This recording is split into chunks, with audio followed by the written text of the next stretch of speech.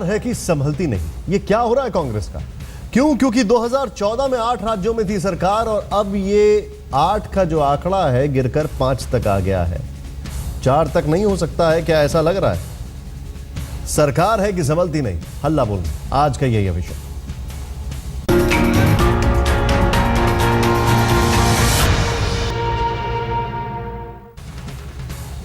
सीधे चलते हैं, आज के मुख्य सवाल क्या है, आइए देखते हैं। सबसे पहले, क्या कांग्रेस से अपनी सरकारें नहीं संभल रही हैं? क्योंकि अरुणाचल में आपने कुछ देखा, आपने देखा अभी किस तरीके से उत्तराखंड में जो हो रहा है और मणिपुर में इसी तर्ज पर कुछ चल रहा है। क्या उत्तराखंड में बीजेपी ने बगावत को हवा दी? एक बहुत बड़ा सवाल है ये। क्या बीजेपी मदद कर रही है जैसे कि अरुणाचल में? क्या कांग्रेस की नीतियों ने बागियों की फौज खड़ी कर दी है? यह भी बहुत बड़ा सवाल है। मणिपुर में भी खासकर यह चीज सामने आ रही है। कांग्रेस असंतुष्टों की लगाम कसने में नाकाम क्यों है? यह बहुत बड़ा सवाल है। अपना घर संभल नहीं रहा है, क्या दिक्कत आ रही है कांग्रेस को? कांग्रेसी सरकारों को अस्थिर करने के दावे में कितना दम है? हरीश रावत ने कहा था कुछ, दिग्विजय सिंह ने कुछ कहा था, इसमें कितना दम है? उत्तराखंड में हरीश रावत की सरकार पर संकट है। 9 बागी विधायक दिल्ली के पास डेरा डाले हुए हैं। हरीश रावत भी झुकने को तैयार नहीं। विधायकों ने रावत सरकार पर मनमानी करने और भ्रष्टाचार का आरोप लगा दिया। बेहद संकट है। कुछ यही हाल अरुणाचल में हुआ, कुछ यही चीज मणिपुर में दिखाई दे रही है। आखिर ये हो क्या रहा है, आइए देखते हैं। पहले उत्तराखंड की हरीश रावत सरकार से बगावत कर दिल्ली पहुंचे 9 कांग्रेसी विधायकों को फिलहाल नई राजनीतिक लीला का इंतजार है, इसलिए गुड़गांव के लीला में टिके हैं और राष्ट्रपति के बुलावे की बाट जोह रहे हैं। उनके साथ हैं बीजेपी के 27 सियासी पहरेदार और अगुवा हैं पूर्व मुख्यमंत्री विजय बहुगुणा। कांग्रेस से कन्नी काटने वाले विधायकों में हरीश रावत सरकार और कांग्रेस आलाकमान से गहरी नाराजगी है। सारे राष्ट्र नेताओं से हमने कई बार अपनी बात कही कि ये उत्तराखंड में क्या हो रहा है, वन मैन शो हो रहा है। हरीश रावत जी आज दुकान का उद्घाटन करना है तो हरीश रावत जी पहुंच जा रहे हैं। मंत्रियों के विभाग की समीक्षा होती थी, कृषि विभाग की समीक्षा हो रही है, मुझको अधिकारियों से पता चल रहा है कि मेरे विभाग की समीक्षा हो रही है। अब आप मंत्री बनाया है, आपने जिम्मेदारी दी है, आप मंत्री को तो बैठक में बुलाओ। इधर उत्तराखंड के राजनीतिक संकट पर दिल्ली में जुबानी दंगल जारी है। बीजेपी कहती है कि ये कांग्रेस की सरकार से उबे हुए लोगों की आग है, तो कांग्रेस आरोप चढ़ती है कि चुनी हुई सरकारों को अस्थिर करना बीजेपी का नया शगल है। उधर देहरादून में हरीश रावत को राज्यपाल से मामूली राहत मिल गई है। बहुमत साबित करने के लिए 28 मार्च का दिन तय किया गया है, लेकिन हरीश रावत के चेहरे पर शिकन नहीं है। घोड़े की टांग टूटने से गरमाई सियासत अब सियासी घोड़ों के कारोबार तक आ पहुंची है। एक एक करके चुन चुन करके विरोध पक्ष की सरकारों को निशाना बनाने का काम कर रहे हैं, उनको रास्ते से हटाने का काम कर रहे हैं। हाँ, ये एक प्रकार का इनकाउंटर है। अब पहले हॉर्स घोड़े की टांग तोड़ी, अब हॉर्स ट्रेडिंग करके जो है उत्तराखंड की टांग तोड़ना चाह रहे हैं। ये है इनका। उत्तराखंड विधानसभा की 71 सीटों में से 36 कांग्रेस के पास हैं और 28 बीजेपी के पास, लेकिन 9 कांग्रेसी विधायकों के बागी होने से बहुमत का अंकगणित बिगड़ गया है। इस सियासी कुश्ती में सूबे की सरकार ने भी तय कर लिया है कि वो बागियों को सबक सिखाकर रहेगी। विधानसभा अध्यक्ष ने बागी विधायकों को नोटिस जारी किया है। ऐसे में सवाल उठता है कि क्या दल बदल कानून के तहत बागी खेमे को मान्यता मिलेगी? सवाल ये भी है कि क्या इन 9 विधायकों को वोट देने का अधिकार मिलेगा? और सवाल ये भी है कि सूबों में सत्ता चलाने वाली कांग्रेसी सरकारें धीरे धीरे अपना नियंत्रण क्यों गंवाती जा रही हैं? अरुणाचल के बाद उत्तराखंड में वो ढलान से उतर रहे हैं। दिलीप सिंह, देहरादून, आज तक।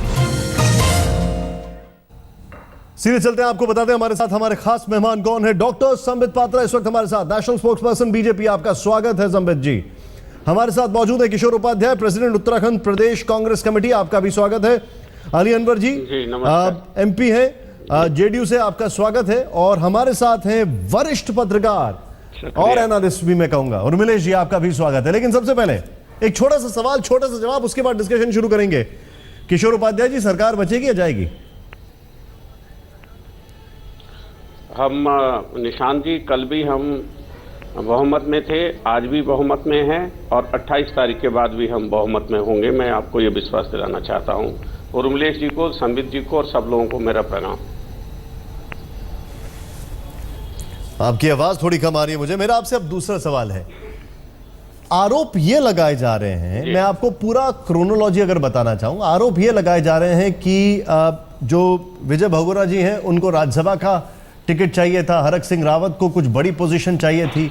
मणिपुर में जो आपके एमएलए हैं, करीब 25 विधायक हैं, वो ये कह रहे हैं कि जो मुख्यमंत्री हैं उन्होंने हमें प्रॉमिस किया था मिनिस्टीरियल बर्थ देने का, वो प्रॉमिस पूरा नहीं किया। मामला क्या है? क्या आपकी पार्टी के अंदर सत्ता का लालच कुछ ज्यादा बढ़ गया है या फिर आप लोग खुद ही अपने घर में चीजें ठीक नहीं कर पा रहे हैं? मैं निशांत जी बहुत ही विनम्रता पूर्वक कहना चाहता हूं, मेरी चिंता सरकार को लेकर के नहीं है, मेरी चिंता दो चीजों को लेकर के है।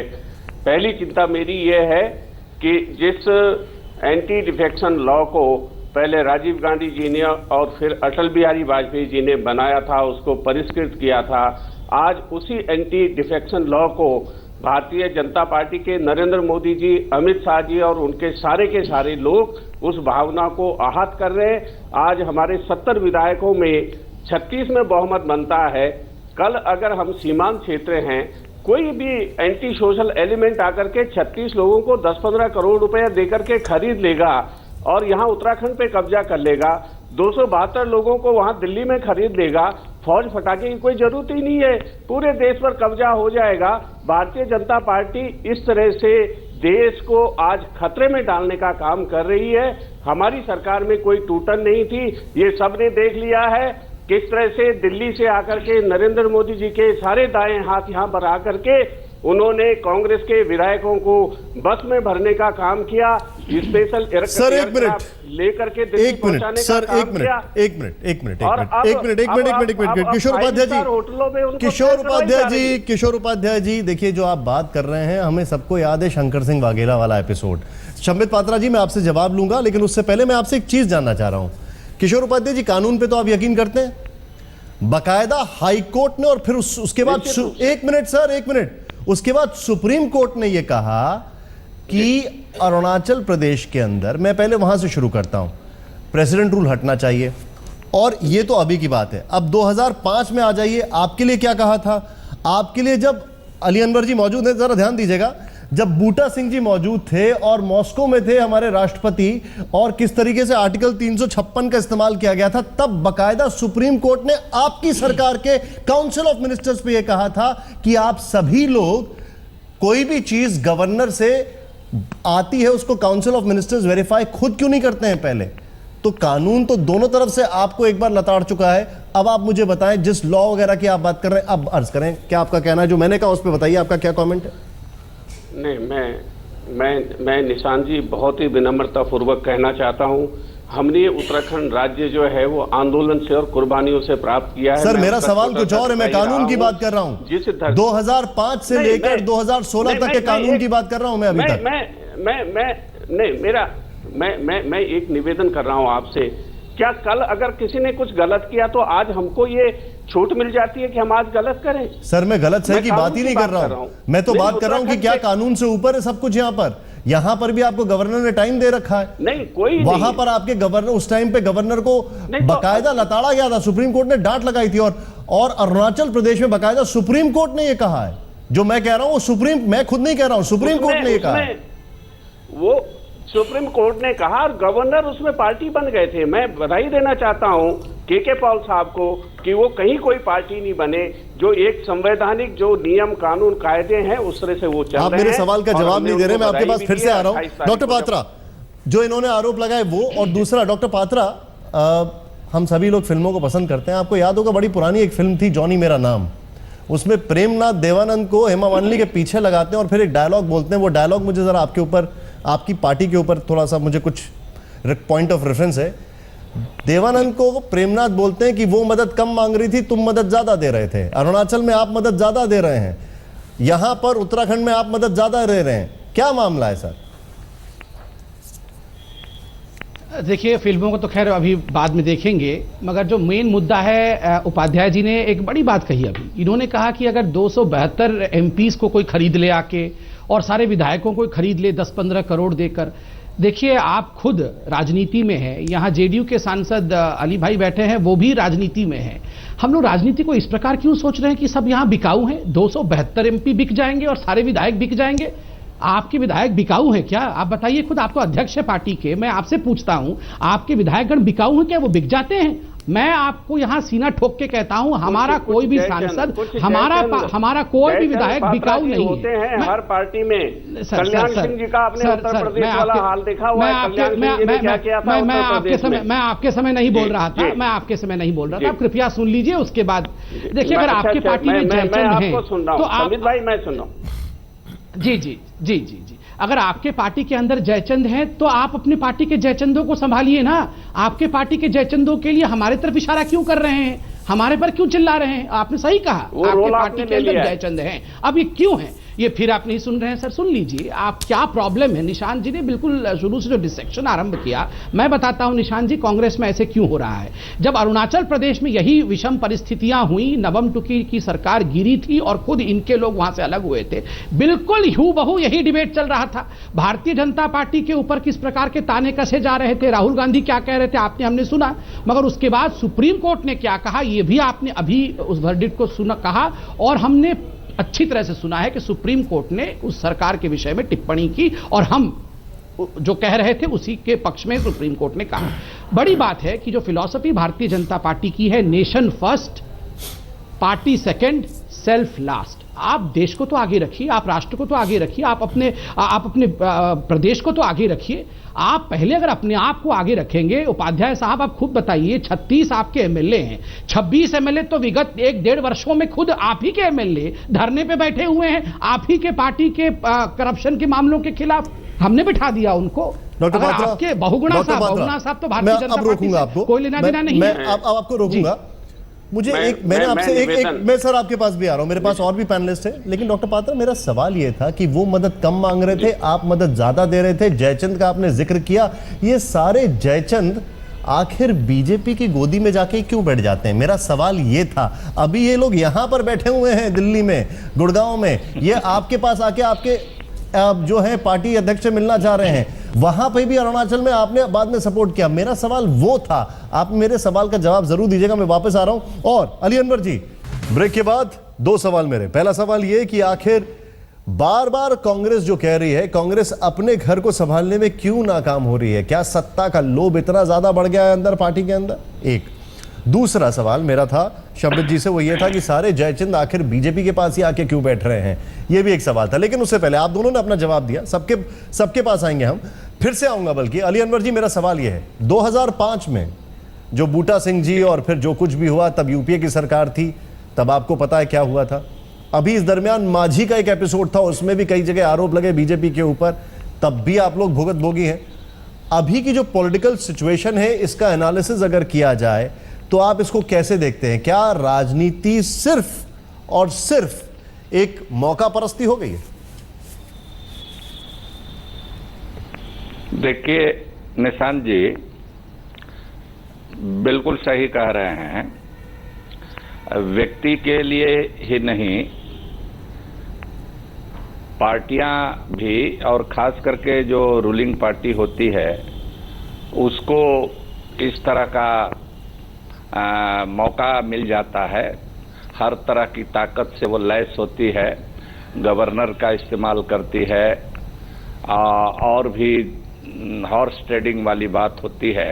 आपने ठीक याद दिलाया कि अभी हाल ही में 2005 तो पुरानी बात हो गई, लेकिन माझी जी को तो सबसे जो एक क्षेत्रीय पार्टी को किसी को देने के लिए सबसे उम्दा चीज होती है तो मुख्यमंत्री की कुर्सी होती है। लेकिन उनको भी किस तरह से लोगों ने ट्रैप में लिया, बीजेपी के लोगों ने, और ये राज्यसभा के चुनाव से शुरू हुआ था। और लेकिन ये सब चीजें एक्सपोज हुई और इसका खमियाजा बीजेपी को अल्टीमेटली भुगतना पड़ा। लेकिन हमको लगता है कि बीजेपी उससे सबक नहीं ले रही है। आपने देखा दिल्ली में भी उससे पहले किस तरह से एक तो चुनाव कराने की नहीं कोशिश की गई, जोड़ तोड़ से सरकार बनाने की कोशिश की गई। अल्टीमेटली जब चुनाव कराना पड़ा तो किस तरह की बात मुख्यमंत्री को उपद्रवी गोत्र का बताया। सर आप जो गया बता रहे हैं, एक मिनट आप जो बता रहे हैं, डॉक्टर पात्रा कुछ कहना चाह रहे हैं। डॉक्टर पात्रा आपका रिएक्शन इस पे। अली अनवर साहब एक मिनट क्विक रिएक्शन ले रहे हैं, फिर वापस आ रहे हैं, बताइए। देखिए 2005 बूटा सिंह और सुप्रीम कोर्ट का स्ट्रिक्चर यूपीए की सरकार के खिलाफ रहा, वो एक ऐतिहासिक स्ट्रिक्चर है। हिंदुस्तान के इतिहास में जब भी आर्टिकल 356 का जिक्र होगा, प्रेसिडेंट रूल का जिक्र होगा, ये महत्वपूर्ण वर्डिक्ट हमेशा एक तमाचे की तरह कांग्रेस के सर पे लगेगा। और आज महागठबंधन के जो कांग्रेस के साथी हैं और हमारे प्यारे मित्र अली अनवर साहब है, मुझे बड़ा कष्ट हो रहा है कि वो 2005 से दूर भाग रहे हैं। महागठबंधन में कांग्रेस आपकी साथी है सर, और जैसे मैंने कहा ये एक हिस्टोरिक वर्डिक्ट है, ऐतिहासिक वर्डिक्ट है। जिस प्रकार का काला कारनामा उस समय कांग्रेस ने किया, उस समय के राष्ट्रपति एक समय तो इस्तीफा देने का सोच रहे थे। इस प्रकार का माहौल बनाया गया और आप वहां को छोड़कर अब भारतीय जनता पार्टी की तरफ आ रहे हैं। और सबसे बड़ा जीता जागता उदाहरण अरुणाचल प्रदेश का है। आपने उस समय भी हम पे इसी प्रकार का हमला किया था, मगर सुप्रीम कोर्ट का वर्डिक्ट आ गया है। दोनों सुप्रीम कोर्ट के वर्डिक्ट को कंपेयर करिए, 2005 के वर्डिक्ट को कंपेयर करिए और अभी जो अरुणाचल प्रदेश में वर्डिक्ट आया है उसको कंपेयर करिए। हम हमेशा ही न्याय संगत तरीके से काम करते हैं। आप जो बता रहे हैं, आपने सीधे सीधे अली अनवर के साथ एक मिनट सर रुक जाइए, एक मिनट आप लोग सब अपना पॉइंट ऑफ व्यू रख रहे हैं, एक दूसरे के ऊपर गेंद पास ऑन की जा रही है। मुझे जवाब जो मैंने पूछा था वो नहीं मिला, लेकिन मैं उस पर आ रहा हूँ। उर्मिलेश जी, आपने सुना हमारे तीनों पैनलिस्ट ने क्या बोला। कोई भी ये नहीं बता रहा है कि जब किसी को मौका मिलता है किसी से भी जुगत लगाने का, जोड़ तोड़ करने का, अपनी सरकार बनाने के लिए सब आगे आते हैं। कोई इस पे कुछ नहीं बोल रहा है, कोई मॉरल हाई ग्राउंड नहीं ले रहा है। जैसा भी मिले साम दाम दंड भेद, सरकार हमारी होनी चाहिए। इसलिए कि नैतिकता के सर एक सेकंड इसलिए कि नैतिकता के मापदंड पे कोई ऐसा नहीं है जो कह सके कि वो दुग्ध धवल है, वो बहुत साफ है, वो बहुत पाक है। देखिए अतीत की गलतियां या अतीत के जो गलत काम थे उसके आधार पर आप ये नहीं कह सकते कि हम उन्होंने किया था तो हम भी पाप करें। मैं ये कह रहा हूँ कि उत्तराखंड में जो डॉक्टर पात्रा कह रहे हैं कि अगर कांग्रेस में वहाँ के विधायक असंतुष्ट हैं, वो नहीं संभाल पा रहे हैं, तो उन्हें बिखर जाने देते आप, उन्हें 2/3 मेजॉरिटी से नई पार्टी बनाते। वो आपकी सरकार, उनकी अपनी सरकार को, अपनी पार्टी के एक खराब मुख्यमंत्री विद इन द कोर्ट उनके मुताबिक, जिसके बारे में वो कह रहे हैं कि वो खराब हैं, वो अच्छे नहीं हैं, उनको पलट देते। लोकतंत्र ये होता, संविधान की रक्षा इससे होती। आप तो बकायदे हवाई जहाज में बैठाकर चार्टर प्लेन में पता नहीं कौन बैठा ले जा रहा है, कौन होटल में रख रहा है, कौन एक पार्टी का जनरल सेक्रेटरी वहां भाषण दे रहा है। क्या लोगों ने देखा नहीं कि मिस्टर विजय वर्गीय क्या भाषण दे रहे हैं? देखिए कांग्रेस भी एक जमाने में यही करती थी और भारतीय जनता पार्टी भी यही कर रही है। इस देश की दोनों बड़ी पार्टियों का यह दुर्भाग्य है कि वो कहती कुछ हैं और करती कुछ हैं। शब्द और कर्म में इतना बड़ा भेद हो गया है और इतने कम दिनों में भारतीय जनता पार्टी जिस तरह चुनी सरकारों को गिराने की एक प्रक्रिया में जुट गई है, मुझे लगता है कि ये बीजेपी के लिए आगे भविष्य के नुकसानदेह है। देखिए हमारे लोकतंत्र में सबसे बड़ी अदालत जनता होती है और जनता से बड़ी अदालत कोई नहीं है। जब कभी आप देखिए, आप बिहार में देखिए, बिहार में क्या हुआ। बिहार में भी जनता दल यू के बीच में एक साठगांठ जो कराई गई और जो पार्टी स्प्लिट हुई, नई पार्टी एक बनी, उसमें कितना कड़ा जवाब जनता ने दिया। बिहार में बीजेपी की जो इमेज गिरी, मैं समझता हूं कि बीजेपी इतनी बुरी पराजय जो बिहार में सामना उसको करना पड़ा मोदी जी के इतने प्रभामंडल के बावजूद, उसमें सबसे बड़ा कारण यह था कि बिहार में बीजेपी ने ब्लंडर्स किए। उत्तराखंड में एक लाइन में जोड़ रहा हूं, उत्तराखंड में वो ब्लंडर कर रही है।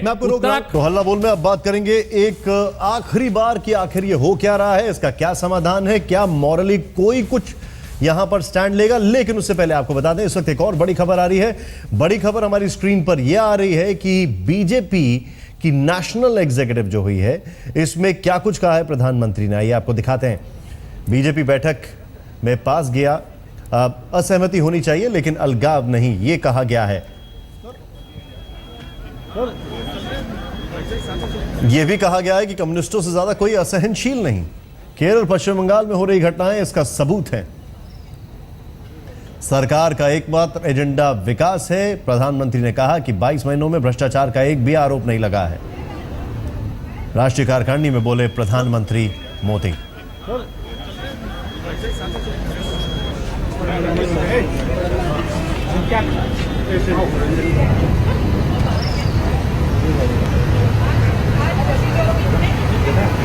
एक छोटी सी चीज बताइए, पहले मुझे ये बताइए, चुनाव लड़ा सर, एक सेकंड, एक सवाल। चुनाव जम के लड़ा, चुनाव की अगुवाई की हरीश रावत ने, मुख्यमंत्री बनाए गए विजय बहुगुणा, उसके बाद उनको हटाया गया, फिर हरीश रावत को बनाया गया। यहां पर विरोध होता है, विजय बहुगुणा सामने आते हैं, हरक सिंह रावत सामने आते हैं। ये आपके एमएलए, बीजेपी को 2 मिनट साइड कर दीजिए, असंतोष की बात कर रहे हैं। अरुणाचल में आपके एमएलए बोलते हैं कि नहीं, हमें इनके साथ नहीं चलना, हमें इनके आगे नहीं बढ़ना। मणिपुर में वो बोल रहे हैं 14 साल से मुख्यमंत्री बने हुए हैं, हमें मिनिस्ट्रियल बर्थ की बात की गई थी, हमें मिनिस्ट्रियल बर्थ नहीं मिला। बीजेपी बाद में एंट्री मारती है, पहले आपके लोग विरोध कर रहे हैं। ये आपकी पार्टी क्यों नहीं दे रही? और राहुल गांधी बड़ी बड़ी बातें करते हैं कि प्रधानमंत्री ने ये नहीं किया, वो नहीं किया, अपना घर संभल नहीं रहा है। इसका जवाब दे, सिर्फ इस चीज का पहले जवाब दे आप मुझे।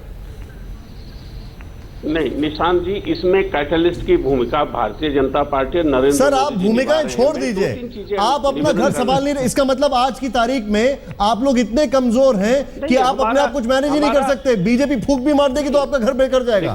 देखिए, नहीं, लालच की कोई सीमा नहीं होती है ना। लालच बीजेपी को है, जनता पार्टी और एक मिनट सर, लालच बीजेपी को है, और एमएलए आपके बोल रहे हैं कि हमें मिनिस्ट्रियल बर्थ नहीं मिल रहा है। नहीं, हम अपने एमएलए की बात कर रहे हैं। लालच की कोई सीमा नहीं होती है। तो भाई, भारतीय जनता पार्टी वोट के आधार पर नहीं, नोट के आधार पर सत्ता पर राज्यों सर, मैं माफी चाहता हूं ये कहने में, और बड़ी विनम्रता से आपकी तरह ये कह रहा हूं। सर, मैं माफी चाहता हूं ये कहने में, और बड़ी विनम्रता से आपकी तरह ये कह रहा हूं कि लालच की कोई सीमा नहीं होती है। राहुल गांधी देश में हर इंसान के अकाउंट में 15 लाख की बात करते हैं कि जो प्रधानमंत्री मोदी ने प्रॉमिस किया था। यहां पर उनके अपने एमएलए अपने लालच की सीमाएं भूल रहे हैं। मैं मानता हूं हमें कमियां रही होंगी, लेकिन उसको सारा भारतीय जनता पार्टी दे रही है। जिस राज्य की भी आप बात कर रहे हैं, आप अरुणाचल की कर लीजिए, आप मणिपुर की कर लीजिए, आप असम की कर लीजिए, आप बिहार की कर लीजिए, और आप उत्तराखंड की कर लीजिए। मैं निवेदन, बहुत ही हम्बल, संवित पात्रा जी बहुत विद्वान हैं, उर्मिलेश जी बहुत ही मूर्धन्य विद्वान है, निशांत जी मैं आपको बधाई देना चाहता हूं, आज तक को बधाई देना चाहता हूं इस बहस के लिए। पहली बात, जो दल बदल कानून अटल बिहारी वाजपेयी जी ने बनाया था, नरेंद्र मोदी जी, भारतीय जनता पार्टी उसको तार तार करने में लगी हुई है। और मुझे ये लगता है कि अटल जी ने जब ये कहा था कि राजधर्म का पालन होना चाहिए, उसका बदला अटल जी से नरेंद्र मोदी जी ले रहे। पहली बात ये है। दूसरी बात, सर, आप उत्तराखंड में जिस धरती में मां गंगा जैसी बेटी सर, मुझे समझ में नहीं आ रहा, और मुझे समझ में नहीं आ रहा सर, आपकी बात मुझे समझ में नहीं आ रही। एक मिनट सर, एक मिनट रुकूंगा। उर्मिलेश जी, मुझे क्विक रिएक्शन आपसे चाहिए। ये तो वही बात हो गई कि कांग्रेस के अंदर ये वही बात चल रही है कि एमएलए को बताया जा रहा है, मुख्यमंत्री बोल रहे हैं कि देखो देखो बीजेपी आ जाएगी, एक भूते आ जाएगी, चलो घर के अंदर छुप जाए। ये क्या मजाक है? देखिए, मैं इस बात से बिल्कुल सहमत हूं कि कांग्रेस का अपना घर भी बहुत मजबूत नहीं है, उसके घर में बहुत सारी दरारें हैं। कांग्रेस पार्टी ने चुनाव के बाद विजय बहुगुणा को जिस तरह से मुख्यमंत्री बनाया, वो लोकतांत्रिकता का उल्लंघन था, उसकी हत्या थी। मेजॉरिटी ऑफ द एमएलएज, जो हम सब जानते हैं पॉलिटिकल करेस्पॉन्डेंट के रूप में, कि वो सारे लोग उस समय हरीश रावत को चाहते थे, लेकिन जबरदस्ती थोप दिया गया वहां पर विजय बहुगुणा जी को। विजय बहुगुणा जी ने जिस तरह सरकार चलाई हम सब जानते हैं। सरकार के अंदर, कांग्रेस पार्टी के अंदर जो गड़बड़ियां थी, उनकी बिल्कुल हम उसको स्वीकार करते हैं एक जर्नलिस्ट के तौर पे कि कांग्रेस अपना घर संभालने में अक्षम रही है, इसमें कोई दो राय नहीं। उसने गलत फैसले किए जिसका खामियाजा उसको भुगतना पड़ रहा है। एक सेकंड, मैं कंक्लूड कर लूं। लेकिन मेरा कहना दूसरा है। मेरा कहना है कि संविधान, लोकतंत्र में, दोनों चीजों में जो परसेप्शन का मामला होता है, वैल्यू सिस्टम का मामला होता है, वो बहुत महत्वपूर्ण है। न तो संविधान का पालन हो रहा है उत्तराखंड के आज के दौर में, क्योंकि आप बहुमत जो है उसमें 2/3 चाहिए अलग पार्टी के लिए, अलग एसोसिएशन के लिए, जो आपके पास नहीं है। पहली बात। दूसरी बात, परसेप्शन ये जा रहा है कि भारतीय जनता पार्टी यानी केंद्र सरकार की शव पर ये स्प्लिट कराई जा रही है, और मुझे लगता है कि इससे हरीश रावत के सामने 7-8 महीने और हैं। हरीश रावत को बीजेपी का ये कदम फायदेमंद है, बहुत बड़ा फायदा पहुंचाएगा अगले चुनाव में। ये उनको सहानुभूति मिलेगी, इसलिए बीजेपी ये ब्लंडर कर रही है। मैं आपको बता रहा हूं सर, एक सेकंड, ये बीजेपी के लिए खतरनाक है। ठीक है डॉक्टर पात्रा, एक मिनट डॉक्टर पात्रा, मैं थोड़ा सा इसको थोड़ा सा और फाइन कर देता हूं सवाल को, आप अपना जवाब दीजिएगा। जो मैंने आपसे सवाल पूछा था कि सारे जयचंद आपके पास क्यों आके बैठ जाते हैं कांग्रेस के, एक। अब यहां पर उर्मिलेश जी आपसे यह पूछना चाह रहे हैं कि देखिए, अगर असंतुष्ट हैं, सरकार गिरने दीजिए, प्रेसिडेंट रूल आने दीजिए, लेकिन जितने भी असंतुष्ट हैं उनकी उंगली पकड़ने आप क्यों आ जाते हैं हर जगह? और फिर ऐसा क्या होता है कि आप उनकी उंगली पकड़ते हैं, सरकार बनवाते हैं और पीठ पे हाथ आपका होता है? ये बात परसेप्शन की, अब जवाब दें अपना। यही बात, बिल्कुल। मैं एक एक करके जवाब देता हूं। पहली बात तो है, मुझे लगता है कुछ विषयों पे कि उत्तराखंड में क्या हो रहा है उस विषय पे अब मुझे जवाब देने की आवश्यकता नहीं है, क्योंकि बहुत ही सही प्रकार से खुद उत्तराखंड के कांग्रेस के अध्यक्ष उपाध्याय साहब ने बिल्कुल स्पष्ट शब्दों में कहा कि लालच का को एक सेकंड में कंप्लीट कर लूं सर, मैं किसी के बीच में नहीं बोल रहा था, मैं प्लीज बोल लूं। जी बिल्कुल बोलिए। खुद कहा अपने शब्दों में कि हमारे विधायकों की लालच की कोई सीमा नहीं है। आप प्रिवेंट करके देख सकते हैं टेप को, आपने खुद कहा कि हमारे विधायकों की लालच की सीमा नहीं है। अरे जिसके विधायकों की लालच की सीमा नहीं है उसके लिए आप मुझे क्यों दोष दे रहे हैं? विधायक नहीं कहा, मैंने कहा लालच की सर मैंने नोट करके रखा है। नहीं सर, आपने मैं किशोर साहब, मैं बीच में नहीं, किशोर जी मैं भी इस चीज का गवाह हूं। आपने कहा था लालच की कोई सीमा नहीं है, अगर हमारे विधायक ऐसा कर रहे हैं हमें गलतियों से सीखना चाहिए। हाँ बिल्कुल। निशांत जी ने आपसे एक लीडिंग क्वेश्चन भी पूछा, किसके लालच का? आपने कहा हमारे विधायकों का। तो स्वाभाविक रूप से जब पार्टी का अध्यक्ष आज तक जो कि सबसे बड़ा चैनल है हिंदुस्तान का, उस पे बैठ के खुद ही कह रहा है कि हमारे विधायकों के लालच का सीमा नहीं है, भगवान उस पार्टी से हिंदुस्तान को बचाए, मैं तो यही कह सकता हूं। ऐसे पार्टी जिसके विधायकों का सीमा नहीं है और उसके अध्यक्ष खुद आके यहाँ मान रहे हैं, तो उससे तो हिंदुस्तान को बचना चाहिए ना। उर्मिलेश जी आप मानते हैं कि नहीं इस बात को? बचना चाहिए, लेकिन उनके मुताबिक, ये मैं नहीं कह रहा हूं, उनके मुताबिक जो विधायक इस प्रकार के हैं वो आपकी गोद में बैठ रहे हैं महाराज, का सीमा नहीं है। आपकी देशभक्त पार्टी की गोद में बैठ रहे हैं, आपकी पार्टी का क्या होगा? वहां कितना फैलेगा महाराज, ये बताइए। आपने कुछ नहीं कहा कि वोट पर नहीं, आप नोट पर सत्ता पर कब्जा करना चाहते हो। जवाब सुन लीजिए, नहीं कह रहे हैं मुझे समय। किशोर जी जवाब सुन लीजिए, जवाब सुन लीजिए। किशोर जी जवाब सुन लीजिए, बताइए शमित जी। किशोर जी शांत हो जाइए। देखिए उर्मिलेश जी का ये दो विषय था, एक तो संविधान पे कुठाराघात और दूसरा परसेप्शन। उन्होंने अरुणाचल प्रदेश का भी और उन्होंने उत्तराखंड का भी उदाहरण दिया। देखिए संविधान पे कुठाराघात किसने किया? अगर हमने संविधान पे कुठाराघात किया होता तो सुप्रीम कोर्ट, जो कि हमसे और आपसे ज्यादा मूर्धन्य है विद्वता के मामले में, उसने बिल्कुल हमें लताड़ दिया होता। जैसे बूटा सिंह को लताड़ा, जैसे यूपीए की सरकार को लताड़ा, वैसे हमें लताड़ देता अरुणाचल प्रदेश के मसले में कि आपने ये किया। मगर सुप्रीम कोर्ट ने वही कहा जो हम संविधान के विषय में कह रहे थे। दूसरा, आप देखिए उत्तराखंड में संविधान को कैसे तार तार किया गया। एक फाइनेंस बिल है जो कि मनी बिल है, मनी बिल को आप वॉइस वोट से पास कर रहे थे, बजाय इसके कि वहां अगर डिसेंट था और वो अगर चाहते थे कि वॉइस बिल पे नहीं डिवीजन के आधार पर उसको रखा जाए, तो आप डिवीजन दे रहे थे। क्या ये संविधान को तार तार, ये क्या ये संविधान को तार तार करना नहीं है? नहीं आप बताइए।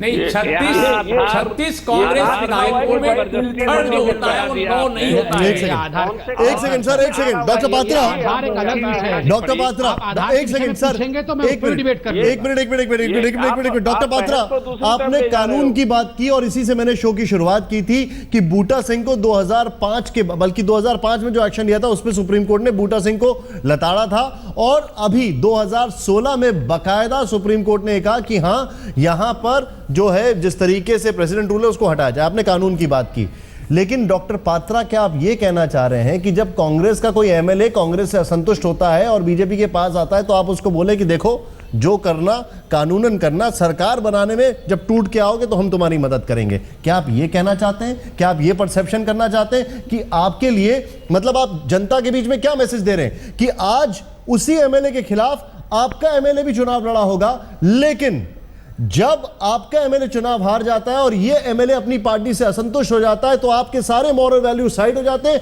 कानूनन ठीक है इसलिए सरकार बनाओ? क्या आप ये बताना चाह रहे हैं? कार्यकारिणी की बैठक समाप्त हो गई है, राजनाथ सिंह प्रेस कॉन्फ्रेंस कर रहे हैं, सीधे लेके चलते हैं वहां पर आपको। बिल्डिंग की आवश्यकता है ताकि भारत राष्ट्र निर्माण में वह एक सशक्त एवं प्रभावी सिपाही के रूप में अपनी भूमिका का निर्वाह कर सकें।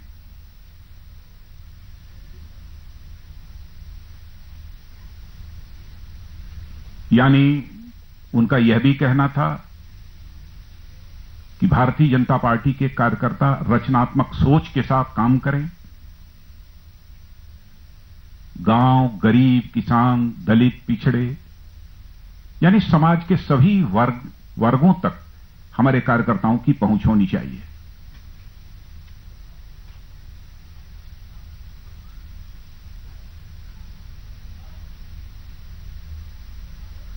और हमारे कार्यकर्ता रचनात्मक जो भी कार्य सरकार ने लिए हैं हाथ में, जैसे स्वच्छता अभियान है, बेटी पढ़ाओ, बेटी बचाओ, यह सब सारे जो कार्यक्रम हैं, ऐसे कार्यक्रमों से भी भारतीय जनता पार्टी के कार्यकर्ताओं को जुड़ने की आवश्यकता है।